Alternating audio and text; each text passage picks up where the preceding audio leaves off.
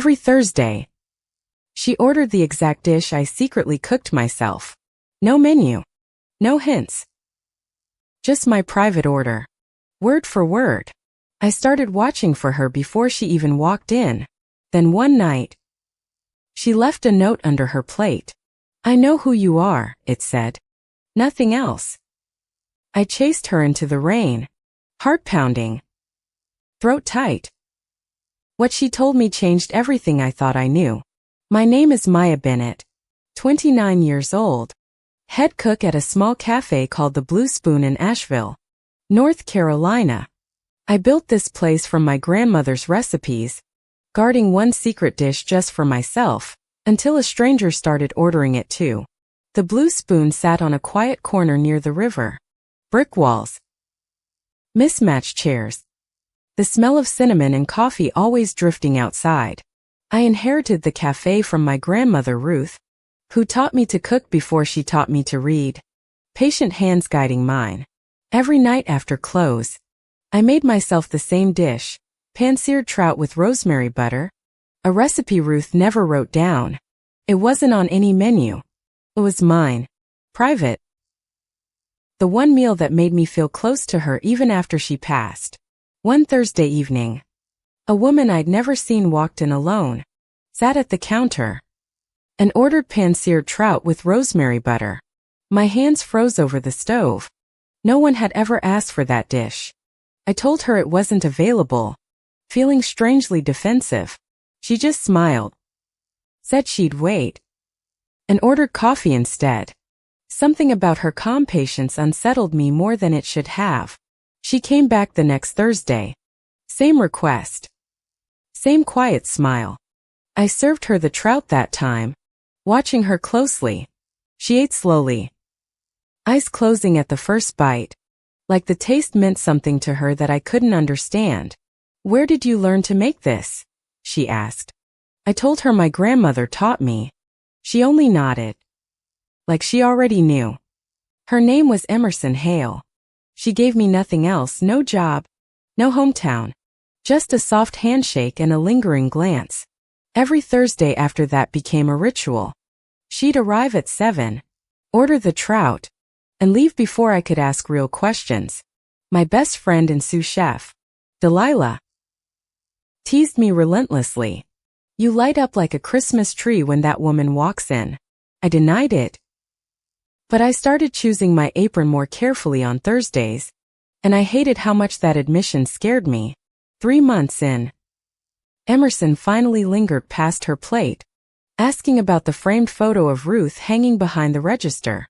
I told her stories about Ruth, how she'd fled a bad marriage, opened this cafe alone, and never apologized for surviving. Emerson listened like every word mattered. Her elbows on the counter, coffee cooling, forgetting the world outside existed at all. I learned she worked as a landscape architect, designing gardens for people who never noticed the hours she poured into the soil. She had a sharp wit hidden under quiet manners, the kind of humor that snuck up on you and left you laughing helplessly. One evening she stayed until closing, helping me stack chairs, and I realized I hadn't wanted anyone to leave in years. "Walk with me," she said, and I untied my apron without hesitation, leaving Delilah smirking behind the counter as we left. We walked along the river in silence at first, the streetlights catching gold in her hair. My chest tight with unfamiliar hope. "Why do you always order the trout?" I finally asked. She hesitated, then said, "Because it tastes like something I lost." I didn't press further that night, but the ache in her voice stayed with me long after I locked up the cafe. Our Thursday ritual expanded into Sunday walks, then Tuesday coffee, until I realized I was rearranging my whole week around her. She brought me cuttings from client gardens, lavender, rosemary, thyme, insisting a chef's windowsill should never be empty of green things. I planted them along my kitchen window, and every morning watering them felt like proof that she was becoming part of my life. Delilah cornered me in the pantry. "You're falling for a woman who won't tell you her last name for months. Be careful." I knew the caution was fair, But caution had never protected me from anything worth having. And I wasn't ready to stop. One rainy Thursday, Emerson arrived soaked, laughing, hair plastered to her face, and I forgot every rule I'd made about staying guarded. I handed her a towel and my old flannel jacket, and she wore it the rest of the night like it belonged to her. "You make me feel like I'm allowed to slow down," she admitted quietly, staring at her hands instead of my face. I didn't know what to say. So I reached over and covered her hand with mine, and she didn't pull away. That small touch felt louder than any declaration, and I carried the warmth of it with me for days afterward. The following week, Delilah confessed something that stopped me cold. Emerson had asked our line cook, Nate, what I personally ate each night. Nate admitted he'd told her, thinking it was harmless gossip, never imagining she'd use it to order the exact same dish. I confronted Emerson, half angry, half touched.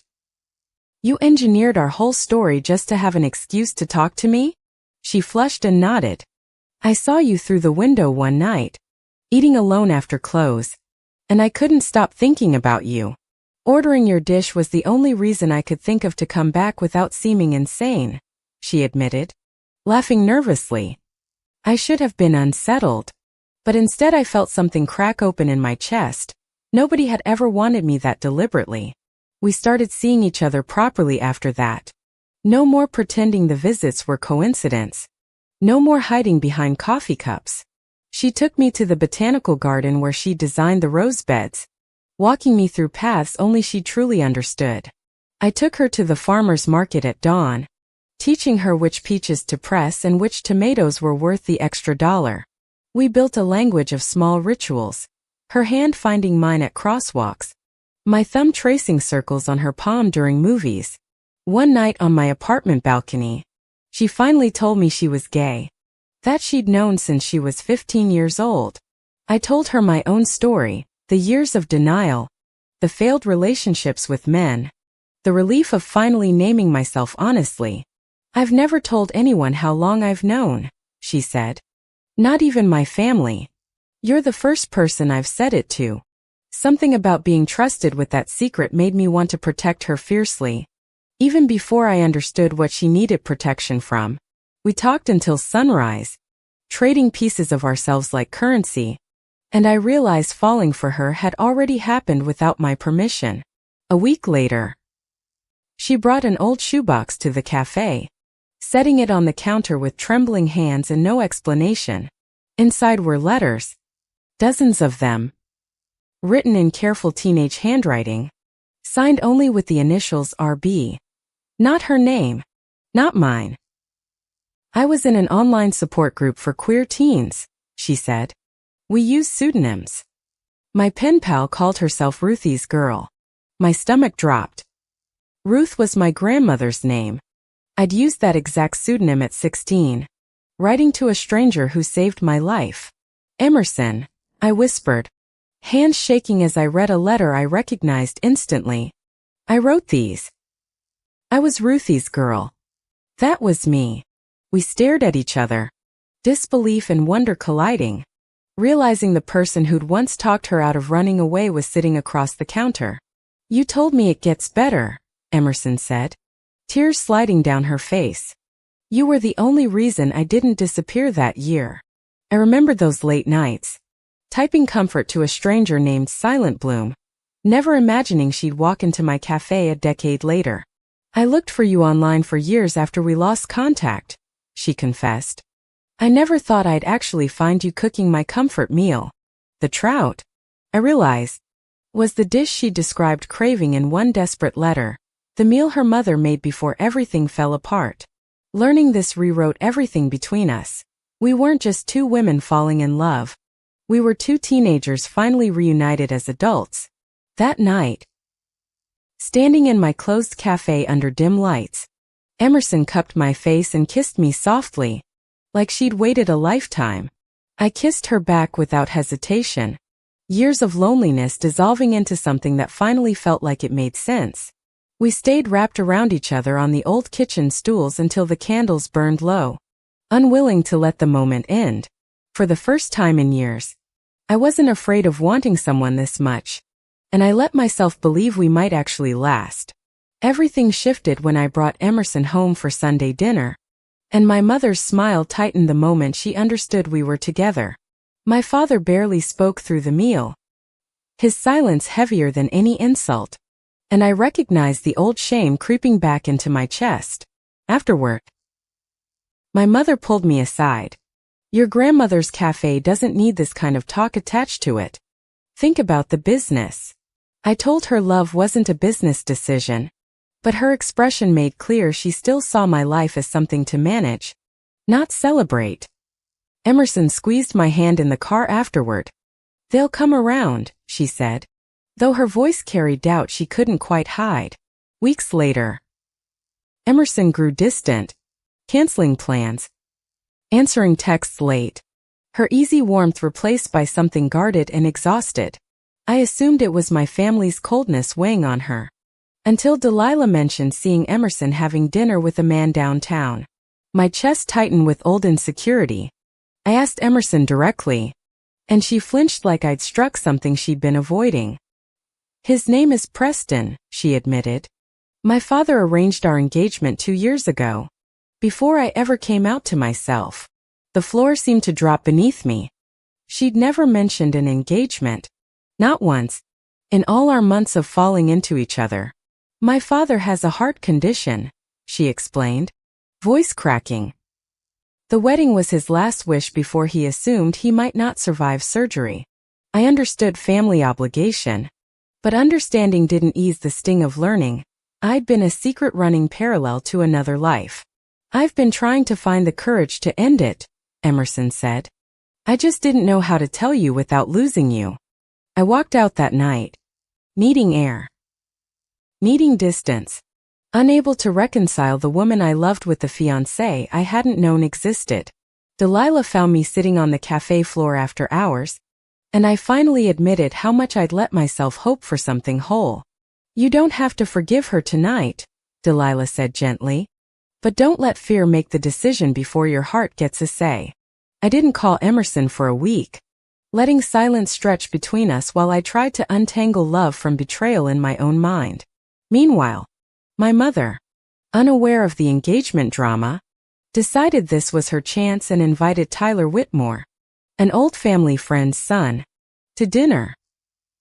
Tyler was kind enough, successful enough, everything my parents wanted for me, and utterly wrong in every way that actually mattered. I sat through dinner numb, watching my mother's hopeful glances, realizing how easily my life could be rewritten if I let it be.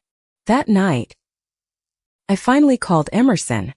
I need to know what you're choosing, I said. Not eventually. Now. I can't wait in the dark. She met me at the cafe at midnight, eyes red, and told me she'd already called off the engagement 2 days earlier. I told my father everything, she said. About you. About who I am. He hasn't spoken to me since. Her voice shook badly. Relief and grief tangled together as I held her, understanding that her honesty had cost her the very family she'd tried to protect. We were fragile again, rebuilding trust piece by piece, but the ground beneath us still felt unstable, cracked by everything unsaid before. Preston, humiliated by the broken engagement, began spreading rumors through Emerson's social circle, hinting at things he shouldn't have known about us. Word reached my mother through a family friend before Emerson or I had decided how to tell her ourselves, and it detonated everything. My mother showed up at the cafe during Saturday brunch, voice raised, demanding to know if the rumors about that woman were true. I stood behind my own counter, in front of customers I'd served for years, and finally said the words I'd swallowed my whole life. Yes. Mom. I'm gay. I'm in love with Emerson. I'm done apologizing for it. The cafe went silent. Every eye turned toward us. My mother left without another word, and half the regular customers avoided eye contact for the rest of that unbearable morning. Delilah rang up orders like nothing happened, quietly steady, And I loved her fiercely for treating me like nothing had shattered. That night, 3 regulars canceled their standing reservations. A neighboring shop owner stopped waving hello. Small cruelties I hadn't braced myself for. My father called once. Brief and cold. "Your mother needs time," he said. Though I suspected the time he meant was indefinite. Emerson stayed by my side through it all, cooking with me after close, refusing to let me eat alone the way I once had. "I know what it costs to lose your family's approval," she said. "I won't let you go through it without someone beside you." But the cafe's revenue dipped that month. Whispers reaching suppliers. One vendor quietly raising prices as though punishing me for existing openly. I lay awake calculating numbers. Terrified Ruth's legacy might collapse under the weight of a truth I refused to keep hiding anymore. Emerson found me crying over the ledger one night. "This isn't your fault," she said. "Prejudice isn't a debt you owe anyone."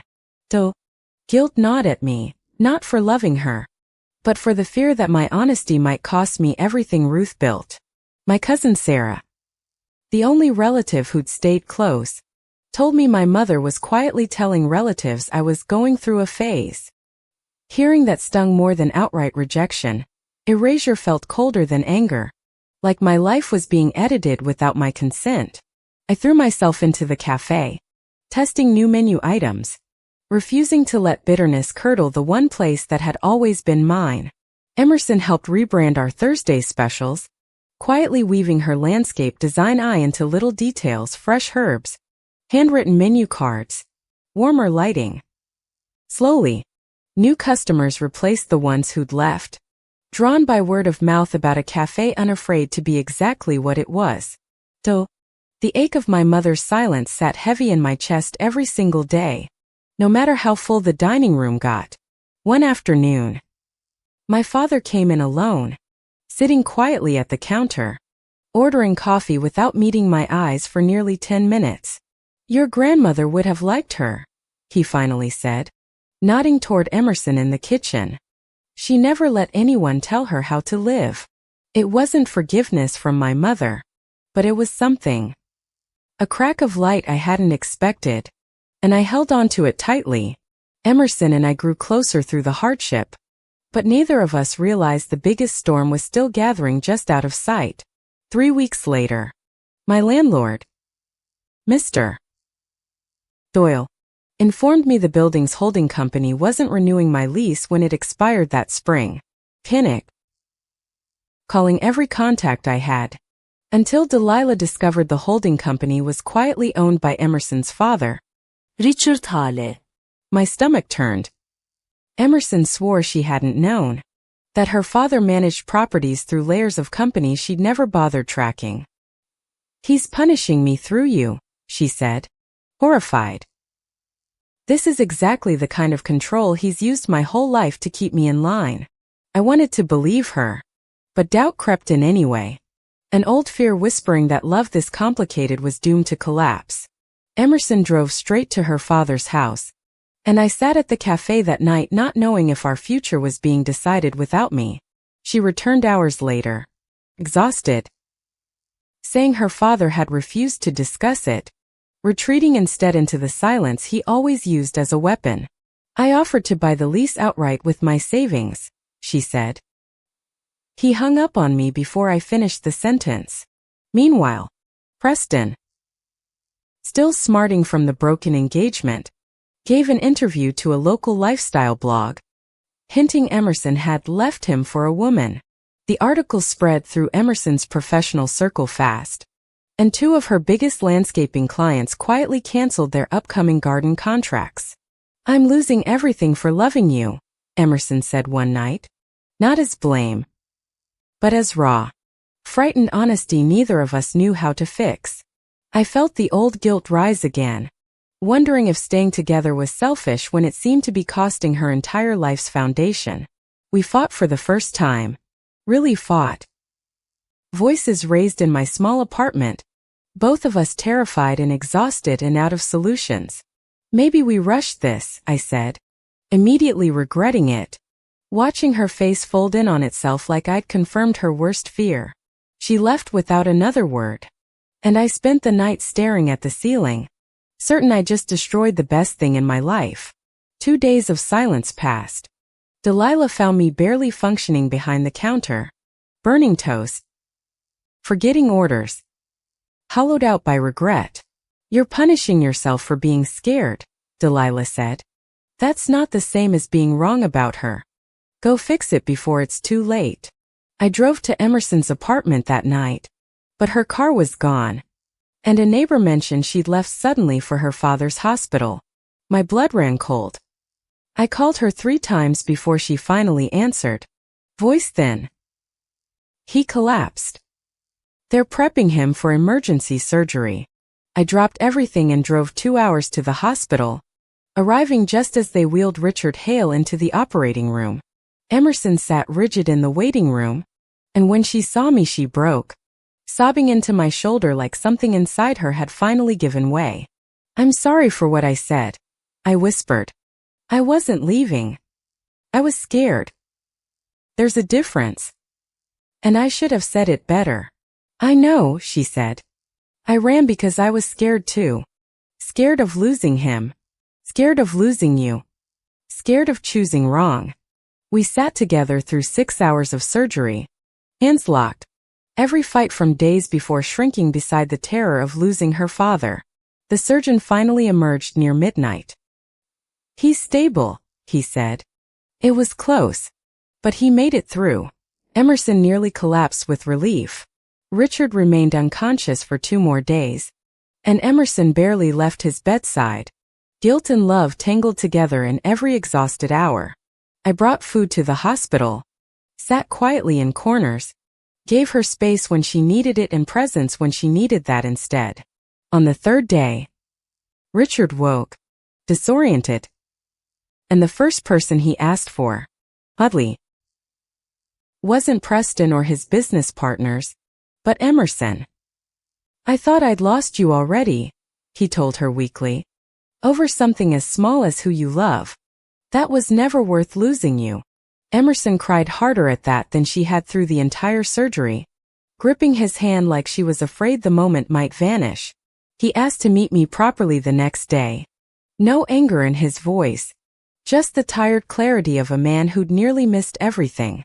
I walked into his hospital room terrified, but he simply studied me and said, "So you're the one who taught my daughter to write letters." It turned out he'd found the old shoebox of letters years ago, and always wondered who Ruthie's girl had grown up to become. I should have paid more attention to what actually kept her alive, he admitted, instead of what I thought a good life should look like. He promised to renew my cafe's lease that afternoon. A small gesture against years of silence, but a beginning I hadn't expected at all. Preston, hearing Richard had accepted us, quietly stopped his campaign of gossip, unwilling to keep fighting a battle his own target had abandoned. Emerson's professional reputation slowly recovered as clients realized the scandal had less substance than curiosity, and her real work spoke for itself. But my own mother remained distant, unmoved by the news that even Richard Hale had softened, still clinging to her old expectations. I told Emerson I needed to try one more time with my mother before I could fully move forward, and she understood without hesitation. I invited my mother to the cafe alone. No audience. No ultimatums. Just a plate of pan-seared trout set gently between us. This was Grandma Ruth's dish, I said. The one she made when she left Grandpa. The one that reminds me survival runs in our blood. My mother stared at the plate a long time before finally admitting, quietly, that she'd been afraid people would see her as a failure. I raised you to be strong, she said. And somehow I forgot strength means letting you choose your own life, not just surviving mine. It wasn't a perfect reconciliation, but she reached across the table and touched my hand, the first gesture of acceptance she'd offered in months. I'd like to meet her properly, my mother said quietly. Not as a rumor. As the woman my daughter loves. I nearly wept with relief. Emerson joined us for coffee that same afternoon, nervous but warm. And slowly, awkwardly, My mother began asking real questions instead of judgments.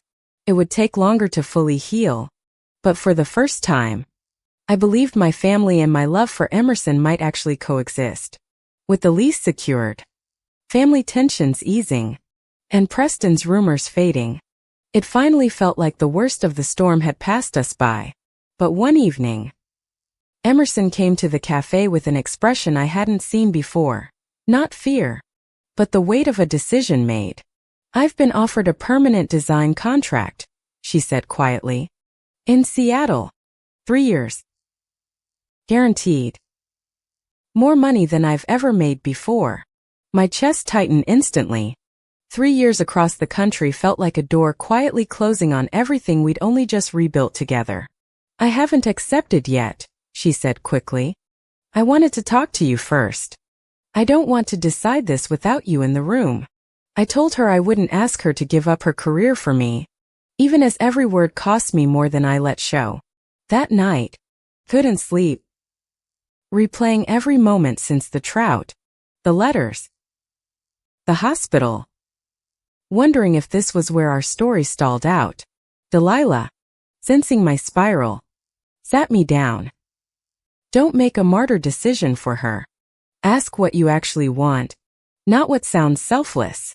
I realized I'd spent so long fearing loss that I'd almost forgotten I was allowed to simply say I wanted her to stay.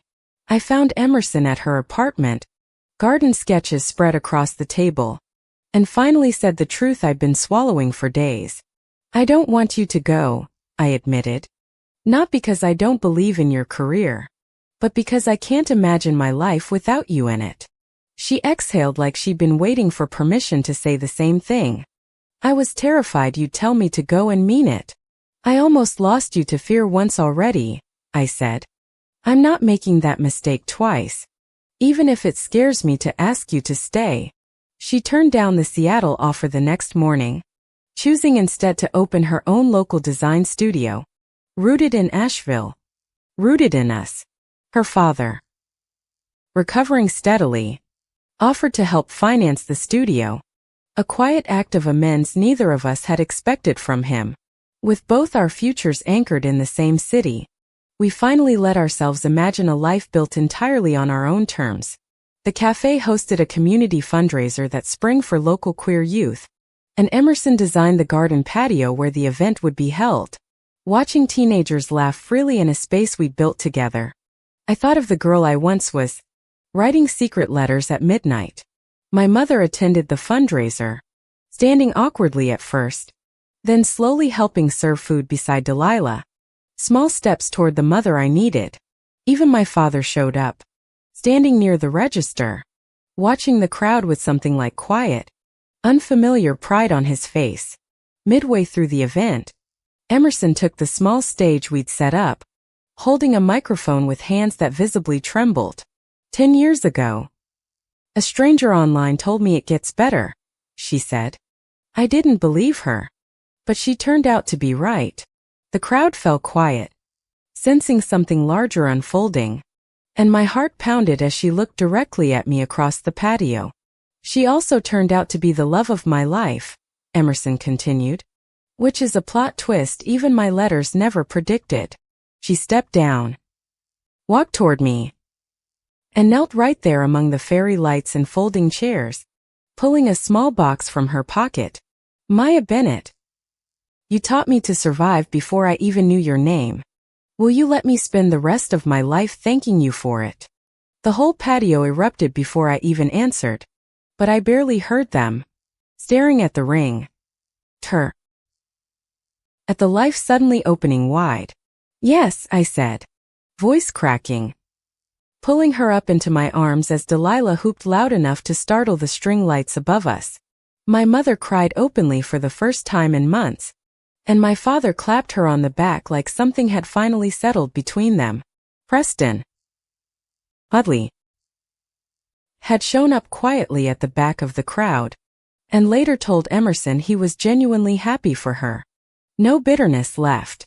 Richard Hale raised his water glass in a small, private toast to us both, murmuring that Ruth would have loved this whole chaotic scene. That night, after the fundraiser wound down, Emerson and I sat alone on the patio she'd designed, Ring catching the last of the lantern light. "You know the twist nobody saw coming," she said, laughing softly. The mystery customer was never really a mystery. She was just scared. So was the cook, I admitted, hiding behind a private dish because it felt safer than admitting how much I wanted to be found. We agreed to rename the cafe's secret special Ruthie's Table, a quiet tribute to the grandmother and the letters that had brought us here. Delilah insisted on adding it permanently to the menu, no longer just my private ritual, but a dish anyone could now order and share. Word of the proposal spread through town faster than any rumor Preston had ever started, but this time the whispers were kind ones. New customers began arriving specifically to order Ruthie's Table, some curious, some romantic, all unknowingly continuing a tradition built from survival and love. My mother started stopping by weekly, awkward but persistent, slowly learning how to simply enjoy her daughter's life instead of managing it. Emerson's design studio opened 3 months later, just 2 blocks from the cafe, close enough that we walked to each other's work daily. We planned a small wedding for the following spring, in the same garden patio where she'd knelt among the fairy lights. Looking back, I understood every hardship had been necessary, each obstacle peeling away the fear until only the truth of us remained. The girl who once hid behind pseudonyms and secret dishes had finally learned that being fully seen wasn't dangerous. It was home. A year after that fairy-lit proposal, Emerson and I married in the same garden, Ruth's photograph propped quietly on the head table beside us. Every Thursday since, someone orders Ruthie's Table, and every time, I remember that the bravest thing I ever did was let myself be found. Fendi.